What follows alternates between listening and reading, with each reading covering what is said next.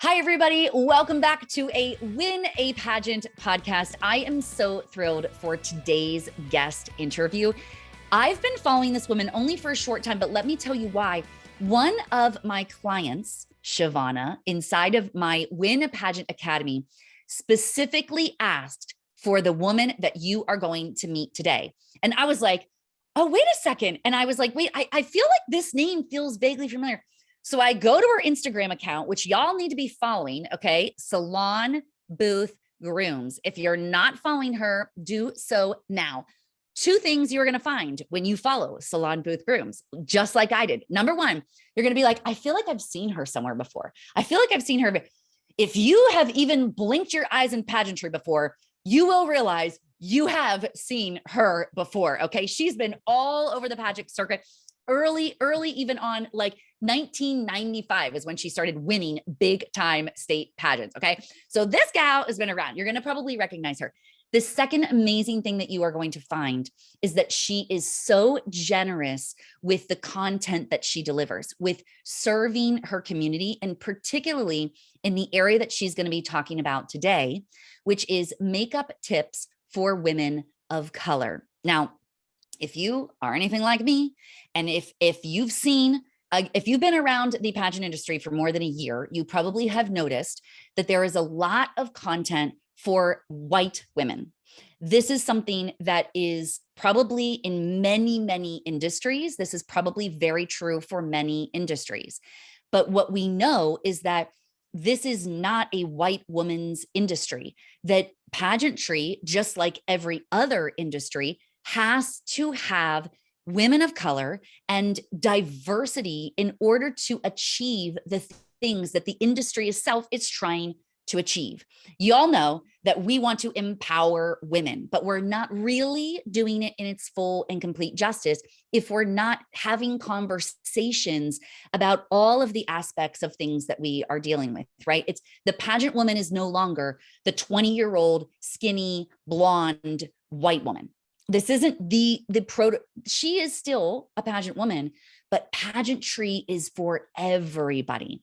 And this is why I am so honored to have Ceylone join us today to talk specifically about this topic. And I'm so grateful for my client, Shavana, who in one of our surveys, she had a difficult conversation with me that says, Alicia, we got to bring Ceylone in because she is going to teach us the things that no one else is able to teach. And so without further ado, let me please add Ceylone here on the call. Thank you so much, Ceylone, for joining us and for being willing to teach us all these things that we need. This is an area that I am not skilled in, not just makeup. My audience knows that I am not a makeup person. I am self-proclaimed away from makeup, away from fashion, but even more so for a skin tone that is not my own. And so I'm so grateful that you are joining us here. Thank you for doing this. Thank you for having me. And Shavana, thank you for recommending me. I love you and I appreciate you. Thank you so much. Alicia, for you and Trinity to be tackling this topic, I am so grateful and I applaud you because I've been in the pageant industry for many years, as you said, and a lot of it I had to learn along the way how to make sure I represent myself the best I possibly can with the skill set that I have and that I'm going to attain along the journey. And so I'm so excited to share this with your clients. I'm so happy. Well, thank you for doing this. So I know your experience in pageantry dates back to probably even a little bit before 1995 when you won Miss New York Star. You've competed in New York and now New Jersey and in the America system and East Coast. You were Ms. East Coast USA in 2003 and then Mrs. All-Star United States in 2018. You have had experience with so many different systems. And like you said, really trying to, learn these things as you go and apply what you have done on film and in television and fashion runways and national print publications, all these things that you have been a part of. And you are now applying it to pageantry. I want to start by sharing, if you could, a little bit about how you got into the world of makeup. How did that begin for you? Well, it began from pageants. So funny. So for my whole life, I wanted to be in front of the camera, and I wanted to act and sing and do whatever I can to just really express my creativity. And when I was about maybe 20 years old, I met a beautiful young lady who I met her in a pageant, in a Miss New York State local pageant. And she said, you know, why don't you come work with me at Borghese Cosmetics? And I said, well, I don't do makeup. I know how to do it on myself, but I don't know how to do it on other people. And this was at the Macy's store in Herald Square, New York City. And I said, okay, I'll come and learn some makeup. And I did. And it was the best resource, because not only did I learn the skill set of applying makeup, because it's smack dab in the middle of New York, I was able to practice my makeup technique on people from all across the world, because New York City is the melting pot. So I started with makeup because of pageantry, and just been running ever since. Yeah. Wow, that's neat. So that is a good point that you're saying, that you started in an area where you kind of had to learn on multiple faces. And I like what you brought up about, like, there's a big difference about knowing makeup for yourself and knowing makeup for others. And I found that to be true of myself. Like I can kind of do it for me, but I can't even imagine doing this for somebody else. So it's a beautiful thing that you started by really having to say, okay, all different types of skin tones, all different types of definitions of beauty, perhaps too. Yes, And yes. so adjusting to what each person is really looking for. And wow, that must have been, so how long were you studying makeup from that perspective before you launched out on your own? I was studying there for about, I want to say, a short time, maybe just about 2 or 3 years, because I became pregnant with my first child. And while I was there, I met, well, the great thing about New York, you never know who's going to come in. I've been at the counter and Madonna walked in Macy's. I've been at the counter and Brandy the singer walked into Macy's looking for makeup. I've been at the counter one time and a woman who was nominated for The Lion King during its first run came in and asked me to do her makeup because she was nominated for a Tony Award that night and needed her makeup done. So again, so I get to have these really, really great experiences. So I was there for a little while, and then I met someone who had a hair magazine. So that took me from being in the department store to actually doing publications, music videos. I've been on movie sets, ad campaigns, and all those great things. And the wonderful thing is, I had a dual role because I also love to be in front of the camera. I got a lot of opportunities from those opportunities to also model and learn how to do the makeup on myself, which helped me in pageantry. Mm-hmm. Yes. Wow. It's that, I really feel like God does this, he like Oh, opens this yes. window because it's Yes. like the hint to where you're going to be going down the road, and you just, obediently followed. Okay, Macy's. All right. I guess that's where I need to be right now. This feels Yes. right. And then it's like, oh, look at all these other things that this opened up for you. And I know that I'm curious to learn about, so NBC's The Today Show, Dr. Yes. Oz show, Yes. MTV's Made. You've done so much. Is this you working behind the scenes doing people's makeup? No, so this is me working in front of the scenes for those particular opportunities. Wow. Dr. Oz show. I'm going to be on the show. They called a friend of mine who actually knew for pageants years ago and said, would you guys like to be on the show to do a game show about stress? And we said, okay. So we did a little game with Dr. Oz. The funny thing is, before the show, you have your hair and makeup done professionally by his makeup crew. The Dr. Oz show at the time was shot in the same studio that Saturday Night Live was shot in. So the makeup artist from Saturday Night Live, who you would think, because they have to do so many skits, she's well skilled and she's doing all these people, is a really great makeup artist. And I'm not saying that she's not, but she just wasn't someone that was skilled in doing makeup for a woman of color. So I sat there in the chair for what seemed like an hour, and we had about 10 minutes before the call time. Actually, is this the Dr. Oz show? No, I'm saying this wrong. It was when I was on the Today Show this happened. The Today Show was the one that was filmed in the studio for Saturday Night Live. It was NBC's The Today Show. So I'm so excited to be getting my makeup done by this wonderful woman. And when I went into the mirror, I looked at the makeup and I said, oh my gosh, she does not know how to do makeup on a woman of color. So I had to quickly wash my face in a matter of having to be on set in 10 minutes and do a whole face of makeup that was camera ready in 10 minutes. So that is the importance of knowing how to apply your makeup. And this goes for any woman. It's really important for you to know how to apply your makeup, because when you're in a busy pageant setting, you may hire someone to do your makeup who is very skilled, but they may be busy. The time may change. Things happen at pageants where you should know how to at least apply it so that you can be camera ready no matter what. Yes. Amen. Amen. Shouted from the rooftops. I could not agree more. I still am a full believer of hiring, because I am, yes, like, hire somebody that knows what they're doing and be on stand by yourself for that very absolutely, reason. absolutely. Yes. And it's good to hire someone because you don't want that extra stress. You would like to sit down, decompress, let someone take care of you, someone who is skilled in what they're doing. But unfortunately, the reason why we have to have something like this today is because some people just are not, they don't have the skill set, only because they're not exposed to a lot of people of color. So if you're not exposed to it, how are you going to learn it from working on it? You may watch 100 YouTube videos, but when you have someone sitting in your face, sometimes it's a little bit different.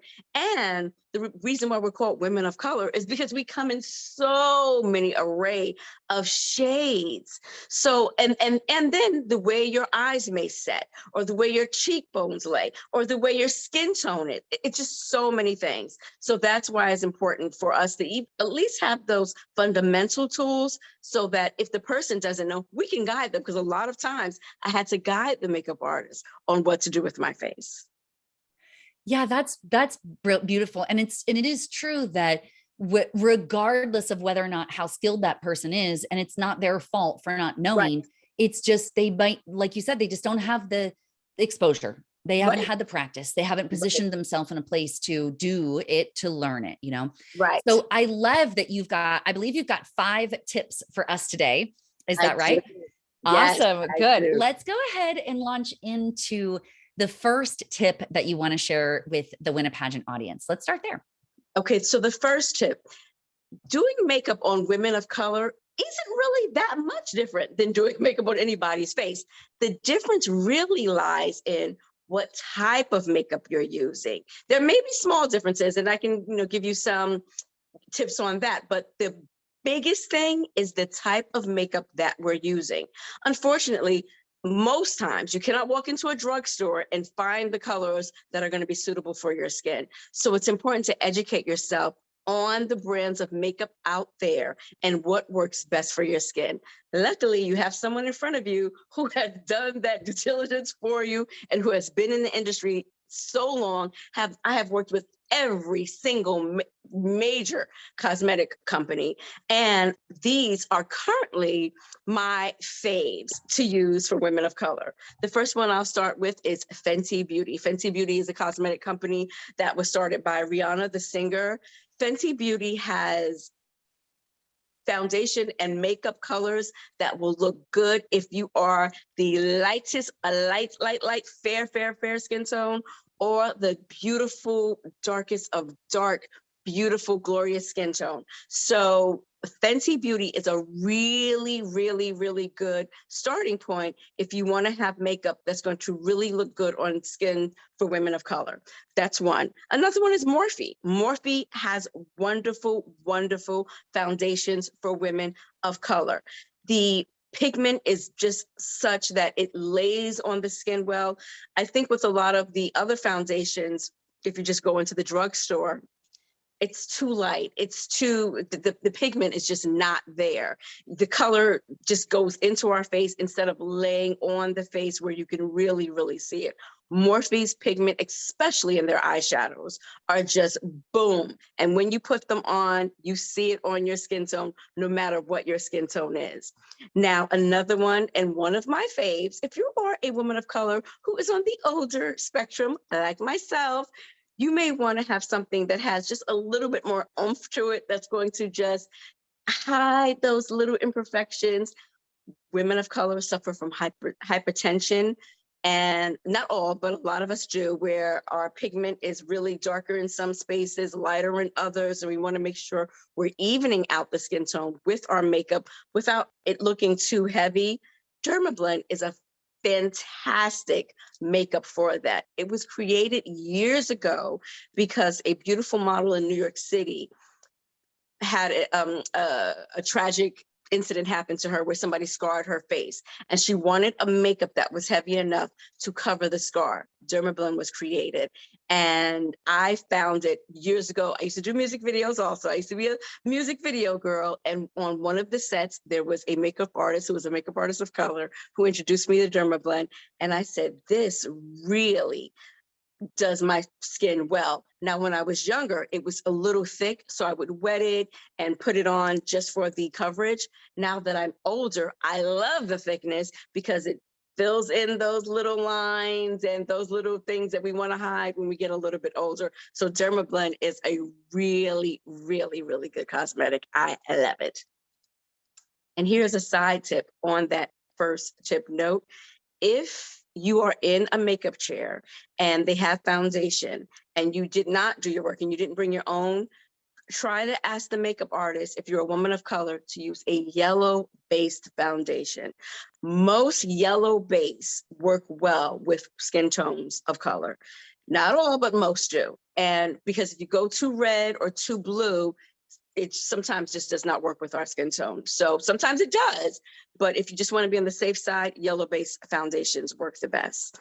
So that's my tip number one. That's awesome. I love all of this. And, you know, these tips are gold because they're things that we as white women don't hear. This is something that's new information. And so I just so appreciate that you're bringing this. So I love these brands. I love that you gave really clear specifics. And I love this idea that, hey, even if you don't do this, even if that step accidentally gets skipped or you forgot it in your hotel room or who knows what happened, go ask for that yellow versus the red and the blue. Yeah. Right. Brilliant. Good one. Okay. What's tip number 2? This is getting good. Number 2 is, when in doubt, ladies, use earth tones. I am a makeup wearer. I love blues, and I don't subscribe to that old thing that, oh, Black women can't wear blue eyeshadow, because when I was young, that was a big thing. We could not wear blue eyeshadow. We could not wear red lipstick. It did not look good on our skin tone. Wrong, wrong, wrong. You can wear whatever you want. Color on us is phenomenal. But if you are competing, sometimes that color can be too much, and you want to make sure that you are showing the best of you and not the fact that you are a glorious made-up face. So with that being said, when in doubt, use earth tones. Warm tones look so beautiful on us, and it just enhances what we naturally have. It just, something about warm tones and melanin just really, really clicks. So you want to go with your earthy browns and maybe oranges and even reds in some cases. Those tones look really, really pretty on our skin tone. And again, when in doubt, if you're looking for a blush color, peach works with everyone. A lovely, warm peach tone is just beautiful on almost any skin type. So earthy tones, especially when you're competing, is really good because they won't say, oh, her makeup is gorgeous. They'll say that is a gorgeous woman. So that is tip number 2.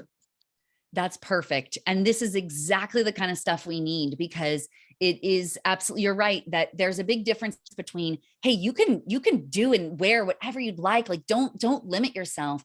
And whenever you're on stage, you want to showcase the very best, so that they're not focused on, like you said, oh, that's a beautiful made up face, but rather it's the woman that we're looking at, you know, that the judge is seeing. So absolutely brilliant. Okay. Give us tip number 3. Tip number 3, contour.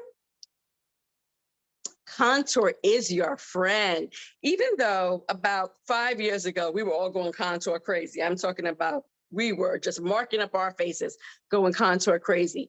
We now do it still, but it's a little bit lighter, a little more understated, but contour is your friend. The trick is, ladies, that contour should not be too light or way too dark. So what I would suggest when you're doing contour and when you just want to highlight certain aspects of your face, like the contour will go here, here, here, and here for light. And that color should be about 2 shades lighter than your natural skin tone. Only about 2 shades, because when we're going too light, we're actually emphasizing imperfections. So you want to go again here, bridge of the nose, a little bit on the forehead with the light, under your eyes, but not only under, you want to make a triangle under your eyes. And then here, your mouth to ear, mouth corner to ear. That's also the light. So this is light, light, light, light, light. And the lighter shade should only be 2 shades lighter than your skin tone. Maybe 3, but even 3, I think, is going too light unless you're really, really skilled. About 2 shades lighter, and that's going to really give you that pop you need. Now for the outer contour, so that's this area, and I call it my 3. I'm going to show you how I do it. Oh, I would show you if I had my contour stick, but let's pretend this is the contour stick. With your darker area, you want to go about 2 to 3 shades darker than your skin tone. 2 if you're doing an everyday or interview look, maybe 2 shades darker, 3 when you're on stage. So I do a 3. I start here and I just go here, and it's like a 3. Here, and it's like a 3. And that is the darker shade, the 2 to 3 darker shade, and that's going to just contour your beautiful look. Also the dark, I would put starting from my brow edge to the tip of my nose corner, brow edge, tip of my nose corner. That's also the darker shade. Make sure you blend, blend, blend. Blending is our friend. Blending is what makes it just really come alive. And that is how you contour. So darker, lighter, 2 to 3 shades darker, 1 to 2 shades lighter under the eyes and where the lighter goes. Also, highlight is your friend. And women of color, what I can say about us is a gold highlight pops every time. So we can take gold shimmer and just put it on the edge of your nose, a little bit on your forehead, a little bit on your Cupid's bow, and a little bit under the eye. It gives an instant eye lift, and you're just good to go for that stage. So that's tip number 3. That's good. Yes. This is so cool. And I do love the idea of having like some specific benchmark. Okay, 2 to 3 shades darker for the dark contour, and then 1 to 2 lighter for the lighter contour, lighter than your actual skin tone. That helps so much. These specifics are really valuable because knowing like, what are my boundaries? What are my parameters? Like, what are we actually working with here, instead of just like running off and figuring it out on your own. So this is so helpful. It can get crazy. It can get crazy, but that is just the benchmark, especially if you're a very skilled artist, you do it lighter, you can go off. But if you are not, you want to stay within that parameter. So you're just not, because the amount of too light under eye contour that I see on women of color, really, that is I want to run on the stage and just blend it out. That is hilarious. I can totally see that. I think that's funny. And you're like, okay, so we got to let everybody know this is a major like issue that is repetitive over and over and over. And now we know how to fix it. Good. Absolutely. Awesome. All right. So bring us your next tip. Tip number 4 is lining the lips. So I love a good ombre. I am a child of the 90s, so I like the lip liner to be dark and the inside to be a little light. But guess what? That is my at-home look. When I am competing, I would love it to look, again, like an enhancement of my natural beauty. So you really want to make sure that your liner and your lipstick really, really blend well and kind of match. So if you're wearing a berry colored lipstick, and let me tell you this, most women of any skin tone can get away with a berry colored. It just depends on how much you're putting on. So it's not just too dark. That needs a berry colored lip liner. If you're doing red, you want a red lip liner. You can go a shade darker with your liner. You can go a shade or two darker actually with your liner if you're doing darker lipstick, like a dark berry or a true red. And another thing, sometimes reds are too bright for us if they have orange or yellow undertone. So to darken it up a bit so it could really just pop on me, I would put even a berry with the red, but make sure it blends, and then that lip is gorgeous. It just warms it up and just makes the lips look beautiful. I also love a berry with a nice orange. I get the most compliments when I mix the berry with the oranges, as long as the colors are compatible and not too contrasting. Because again, you don't want it to look like, oh, she is a whiz makeup artist. You want it to look like she just has a beautiful eye when it comes to framing her face. So that's very important. And ladies, I know that it's tempting because sometimes we feel that the liners are not dark enough for us. Do not use eyeliner as a lip liner because it comes across too dark. You can do that in your everyday if you want to. If you want to do like a light brown eyeliner for your lips, you can get away with it. But even in natural light, I feel that it looks okay. But there's something when you're taking photos or under the stage lights, it is too harsh. So try your best not to use eyeliner as lip liner. The colors are just too stark to really blend with your lipstick and make it look cohesive. So please, and what I don't ever want to see is black eyeliner with any shade of lipstick. That's a huge no-no. That trend, thank God, is still in the 90s. That's good. Yes. I think that's great. And it's funny that you're referencing the 90s. I'm an 80s baby. So I grew up in the 90s. And so I totally get what you are describing there. And those of us that can relate, we're like, oh yes, yep, I can think back to all of those seasons. So yeah, that's good. I like that you're just like, no, that's over. End of story. Don't do it. Yep. Yes. Thank you for that. Thank you. You're saving us all. Yes. Awesome. Okay. So tip number 5, what's your final tip here? So this is my final tip. One trick that I absolutely love is a trick that really whitens the whites of our eyes. So a lot of women are able to get away with using like a white eyeliner or something that's very close to white, and you put it on your waterline, which is inside your eye, and it really does brighten the whites of your eyes, which is really important when you're in a pageant, because a lot of times we're tired, we're sleep deprived, we need something to wake those peepers up. But when you're a woman of color, that white, again, can be too stark. So what I would suggest is using a nude tone liner to line the waterline. Even if the nude tone is not your necessarily nude, it might be nudes that a woman not of color can wear, but it works well for the waterline. Not white. White is just too harsh.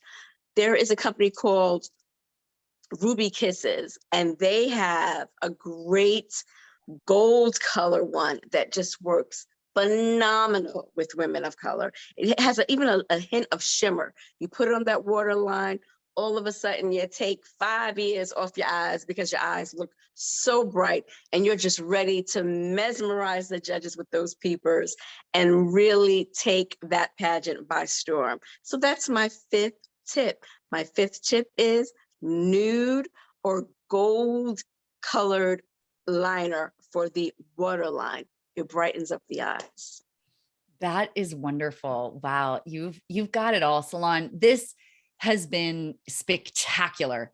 Like truly, I feel like, I'm serious. You've given so many insights, not just to the practicality, but how the people listening are able to actually do this and implement it for themselves. So I so appreciate you for that. And I know you're going to be hanging around for another few moments to take some questions with our students inside of the Win a Pageant Academy.